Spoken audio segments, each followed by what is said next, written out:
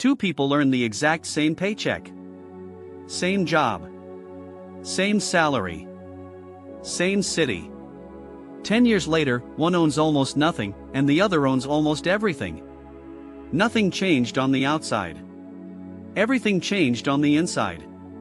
The rich and the poor don't just have different bank accounts, they have different minds. Here's the part nobody wants to say out loud. Staying poor is rarely about being lazy. And getting rich is rarely about being a genius. Most of the gap comes down to a handful of invisible decisions made quietly, every single day, long before anyone sees the results. Money doesn't respond to how hard you work. It responds to how you think. And by the end of this video, you'll be able to spot these patterns in your own life, some of them you're probably running right now, without knowing it. So let's pull back the curtain. 7 differences. Not opinions, patterns you can see repeating everywhere, once you know where to look. The poor and the rich both spend money. The difference is what they spend it on.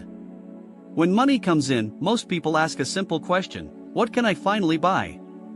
A newer phone. A nicer car. Something that says, I made it. The wealthy ask a different question: what can I own that pays me back? It's the oldest idea in personal finance, and it still separates almost everyone. One group collects things that lose value the moment you touch them. The other collects things that quietly grow while they sleep. A car loses value the second it leaves the lot. A well-chosen asset can work for you for decades. Same dollar. One version disappears. The other multiplies.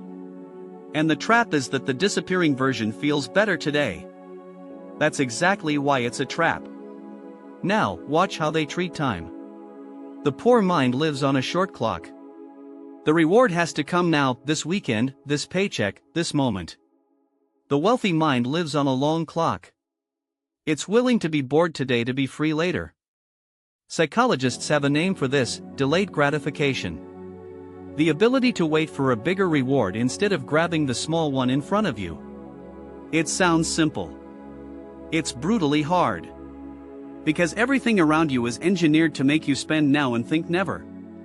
But wealth is basically what happens when patience compounds.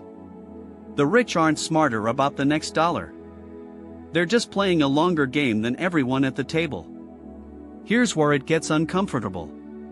Most people are told the same thing: debt is bad, avoid it, run from it. And for one kind of debt, that's true. Borrowing money to buy things that lose value, that's how good incomes quietly disappear. The payment stays long after the excitement is gone. But the wealthy don't see debt as one thing. They split it in two. There's debt that takes money out of your pocket every month, and debt used carefully to acquire things that put money back in. One kind buries you. The other, used with discipline, can be a tool. Notice I said carefully. This isn't a green light. Leverage cuts both ways, and it has wiped people out. The point isn't borrow more. The point is this: the poor ask, how do I pay for this? The rich ask, does this debt feed me, or eat me? That single question changes everything. Ask most people where their money comes from, and you'll hear one answer: my job. One source. One faucet. And if that faucet gets shut off, everything stops. The wealthy almost never live like that. They build more than one stream: a second skill, a small business, something they own, money that earns on its own. It rarely happens all at once. It starts with one extra trickle, then another. Because here's the quiet fear that shapes their decisions: never let a single decision maker control whether you eat. When you depend on one income, you don't really own your time, you rent it out, and someone else sets the price. More streams don't just mean more money. They mean options. And options are what freedom actually feels like. There's a habit the wealthy share that has nothing to do with money directly. They keep learning long after school ends. Most people close the book the day they get the diploma. The wealthy treat their own mind like the one asset that can't be taxed, stolen, or crash overnight. They read. They study people who are further ahead. They pay for knowledge that saves them years of mistakes. Because every skill you gain quietly raises the ceiling on what you're able to earn. The world is full of people working hard with old information. Working hard on the wrong knowledge just gets you to the wrong place faster. The rich stay curious not because it's noble, but because it pays. This next one is the most underrated of them all. You become the average of the rooms you spend your time in. If everyone around you spends every dollar, mocks ambition, and treats being broke as normal, that becomes your normal too. Not because you're weak. Because we're wired to copy the people closest to us. The wealthy are almost ruthless about this. They choose their circle like they choose an investment. They spend time around people who think bigger, ask sharper questions, and expect more, and slowly, so do they. You don't rise to your goals. You fall to your environment. So look around.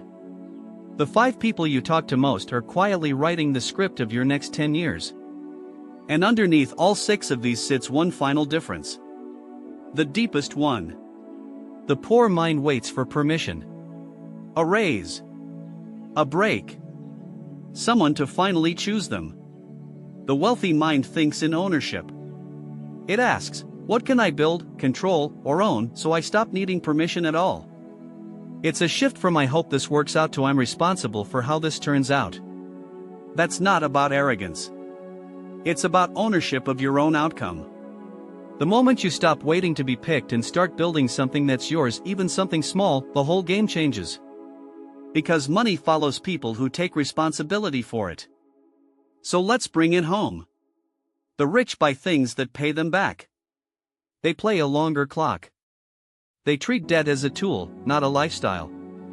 They build more than one stream. They never stop learning. They guard their environment.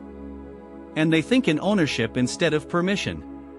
None of this requires a lottery ticket or a secret. Every one of these is a decision you can start making this week. You don't have to change your whole life today. You just have to change the next dollar.